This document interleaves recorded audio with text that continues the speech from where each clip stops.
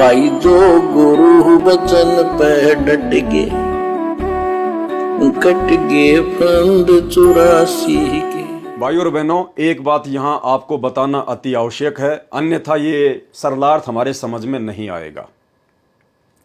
और वो गुड बात ये है कि यदि हमने यथार्थ भक्ति बोध की वाणियों के सरलार्थ को समझना है, तीनों समय की आरतियों के सरलार्थ को समझना है, वाणियों के रहस्य को समझना है, तो आप और हमने स्वयं को गरीबदास जी महाराज जी की जगह पर रख कर इन वाणियों को पढ़ना होगा, इन वाणियों को अपने ऊपर धारण करना होगा। क्योंकि गरीबदास जी महाराज जी ने, जो कि गांव छुडानी जिला झज्जर हरियाणा में लगभग आज से 300 वर्ष पहले आए थे, वे कोई सामान्य व्यक्ति नहीं थे, वे कोई सामान्य भगत नहीं थे, वे स्वयं कबीर परमात्मा थे, वे स्वयं बंदी छोड़ थे। और 300 साल पहले उन्होंने जो सदग्रंथ साहिब की रचना करवाई, वो केवल आप और हमारे लिए करवाई। क्योंकि कबीर सागर में, जिस कबीर सागर को लगभग 600 वर्ष पहले कबीर परमात्मा जी ने धर्मदास जी को निमित्त बनाकर लिपिबद्ध करवाया था, आगे चलकर काल प्रेरणा से नकली कबीर पंथियों ने उनकी वाणियों में बहुत सारी जगह मिलावट कर दी थी। इसलिए परमात्मा जी ने लगभग 350 साल पहले स्वयं आदरणीय गरीबदास जी महाराज जी के रूप में प्रकट होकर नए सिरे से 24,000 वाणियों से युक्त और लगभग विश्व की सभी भाषाओं के शब्दों से युक्त एक अमर ग्रंथ की रचना की, जिसको सदग्रंथ साहिब कहते हैं। और भाई और बहनों, उस सदग्रंथ साहिब को आधार बनाकर सन 1994 से सतगुरु रामपाल जी परमेश्वर जी सत्संग कर रहे हैं। 3 शक्तियां एक ही हैं, चाहे उनको कबीर जी कहो, चाहे आदरणीय गरीबदास जी कहो, या चाहे वर्तमान में सतगुरु रामपाल जी कहो। ये तीनों शक्तियां एक ही हैं, तीनों परमात्मा के ही रूप हैं।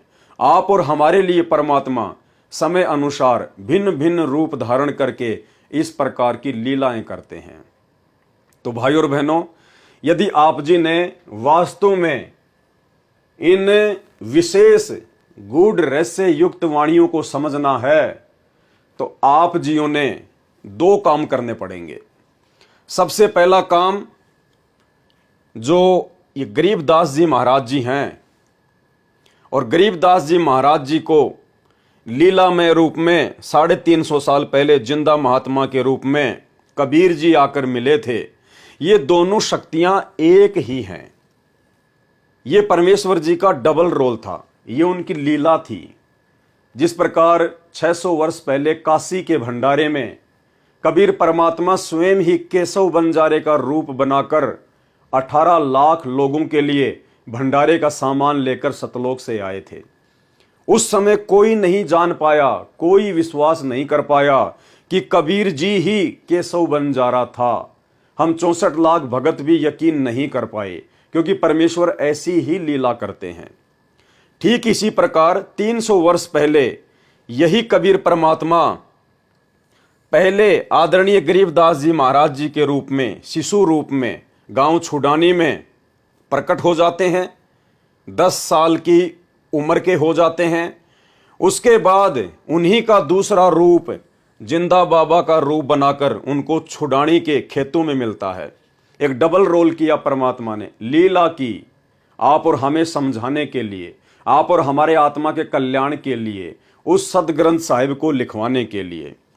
अब वर्तमान में जब हमें इस बात का पता चल चुका है कि गरीबदास जी कोई सामान्य व्यक्ति नहीं थे, कोई सामान्य भगत नहीं थे, स्वयं ही परमात्मा थे, और स्वयं ही अपने दूसरे रोल में स्वयं को ही आकर छुड़ाने के खेतों में मिले थे। तो भाई और बहनों, उसी प्रकार यदि हमने इन वाणियों को समझना है, तो हमने ये नहीं सोचना कि ये वाणियां तो गरीबदास जी ने अपने गुरु, अपने सतगुरु जिंदा बाबा यानी उस कबीर जी को आधार बनाकर लिखी हैं। गरीबदास जी इन वाणियों के माध्यम से अपने सतगुरु, अपने गुरु जिंदा बाबा कबीर जी की महिमा के रूप में गा रहे हैं, बोल रहे हैं, लिख रहे हैं। नहीं, हमने गरीबदास जी की जगह अपने आप को रखना पड़ेगा। मैं पवन दास अगर इन वाणियों को समझना चाहता हूं तो मैंने अपने आप को गरीबदास जी की जगह पे रखना पड़ेगा और सतगुरु रामपाल जी परमेश्वर जी को हमने कबीर जी की जगह पे रखना पड़ेगा।